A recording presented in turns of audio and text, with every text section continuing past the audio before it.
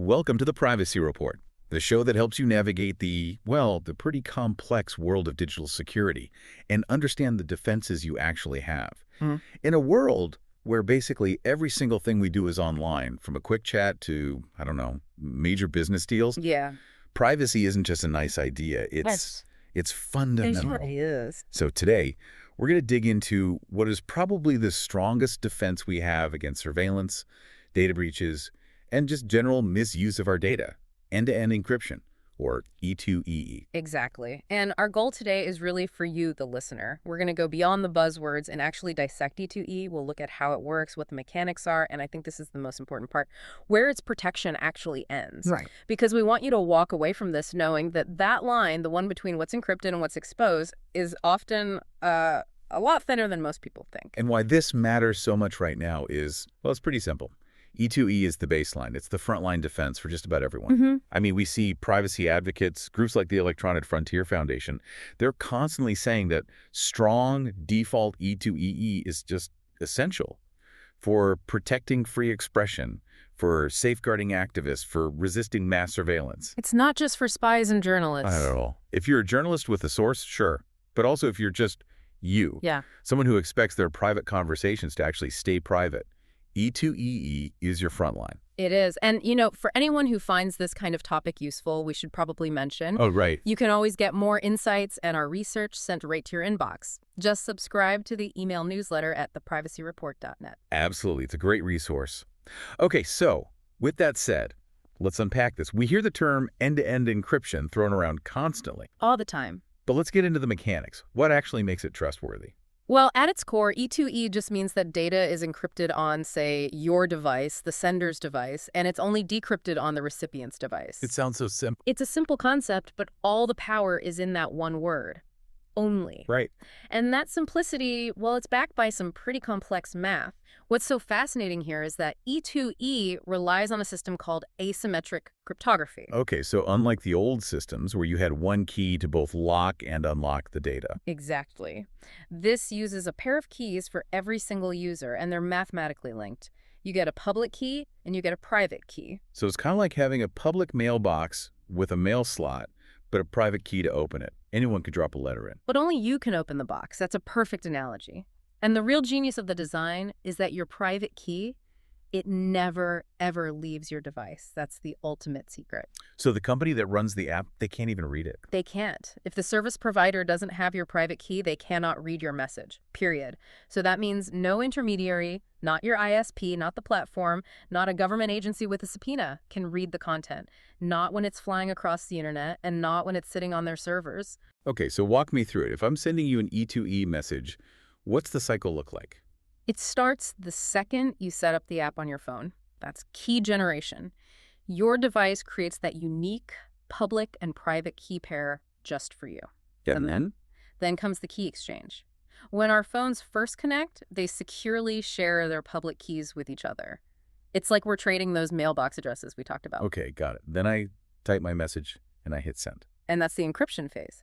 Your device takes that message and uses my public key to scramble it into what looks like gibberish. So it's locked specifically for you. Exactly. And because it was locked with my public key, the only thing that can unlock it is my matching private key.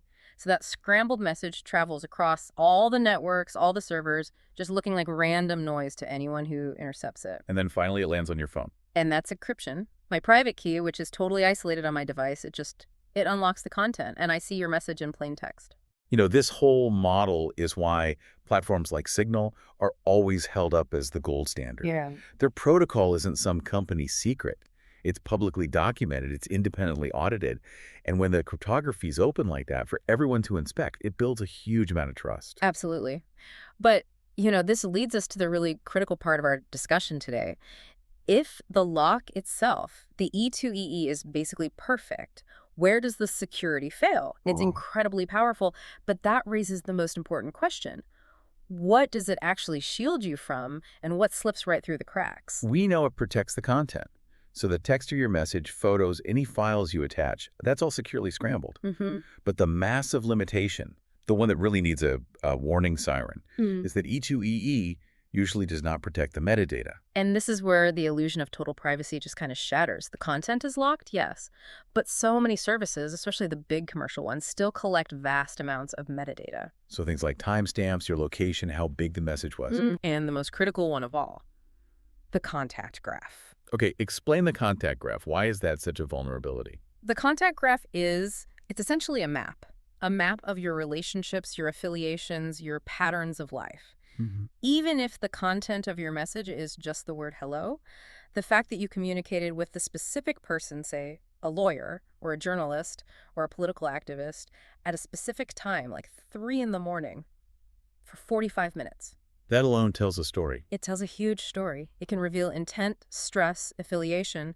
This data, when it's collected over months or years, can be used to map entire organizations. So government agency or some other threat actor, they might not know what you said, but they know that you said it and to whom. And that can be just as compromising. Sometimes more so. The secret isn't always in the words, it's in the relationship itself. And we have to be really clear that surveillance systems can use metadata just as effectively as they can use content. And metadata isn't the only backdoor, so to speak. There are all these other risks that completely bypass the encryption, the end-to-point vulnerabilities. Exactly, the device compromise problem. Right. Your E2EE lock can be uncrackable, but it doesn't matter one bit if your phone is infected with malware that's just, reading your keystrokes before the message even gets encrypted. Or taking a screenshot right after it's decrypted on the other end. The message is compromised at the source or at the destination. The journey was secure, but the endpoints weren't. And this so often comes down to user behavior, specifically backups. Most big services default to storing your chat backups in the cloud. And those backups are often just stored in plain text. Or they're encrypted with keys that the cloud provider, like Google or Apple, can access. So you have these perfectly encrypted conversations flying across the internet, only to be permanently unlocked and stored on a third-party server. It defeats the entire purpose. And then, of course, there's the human element, social engineering. No amount of encryption can protect you if you willingly give your password to someone pretending to be from tech support. The weakest link is always between the keyboard and the chair. So true. So let's talk about how this actually plays out with real apps, because just seeing E2E advertised doesn't mean you're getting the same level of protection everywhere. The landscape is, it varies wildly. Let's take a look at a few models. We already mentioned Signal. E2E is on by default. The protocol is open source. And this is key. They practice minimal metadata collection. Their whole model is built on privacy first, not data collection. Exactly. But then you look at a platform like WhatsApp. They use the same strong Signal protocol for the message content itself, which is a huge plus. But WhatsApp is owned by Meta. And Meta is a data company. Right. So the data it collects, all that valuable metadata, your usage patterns, location, timestamps, is still incredibly valuable to them. The encryption for the message is separate from the data collection practices of the parent company. It's a different philosophy. And then you have services like Proton Mail, which offers encrypted email. That's another interesting case. E2EE is available, but it often works best in a closed loop.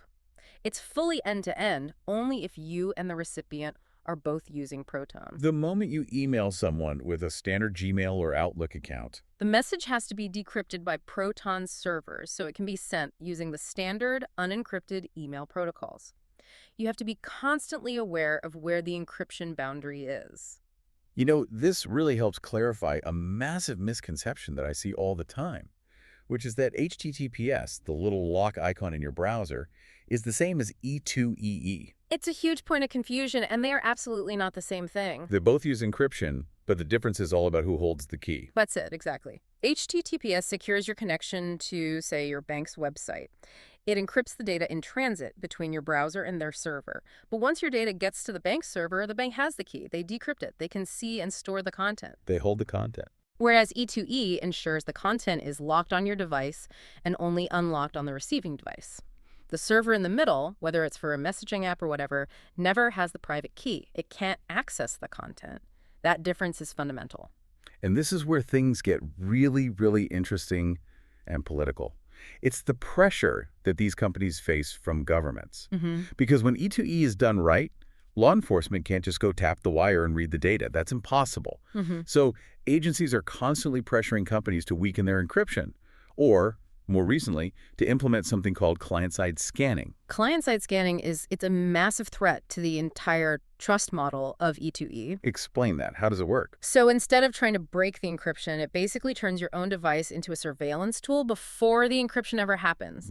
It forces your device, your phone, to scan your files or messages for prohibited content before the message gets locked down by E2E. And if it finds a match, it reports it. So it's the ultimate end run around encryption. You think your message is being secured on your device, but a government-mandated scanner has already snooped through its contents. Precisely. And security researchers, civil liberties groups, all criticize this because it completely erodes the guarantee of E2E.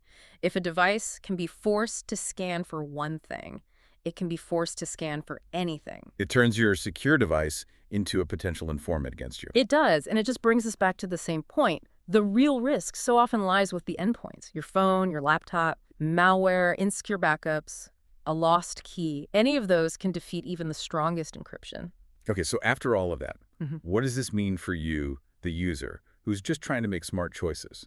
We've tried to boil this down into a sort of essential checklist for evaluating any tool that claims it has E2E. First thing to ask, is the encryption on by default? That's a big one. It is, because if you have to dig around in the settings to turn it on, most people just won't. They'll stay exposed. Okay, second point, transparency.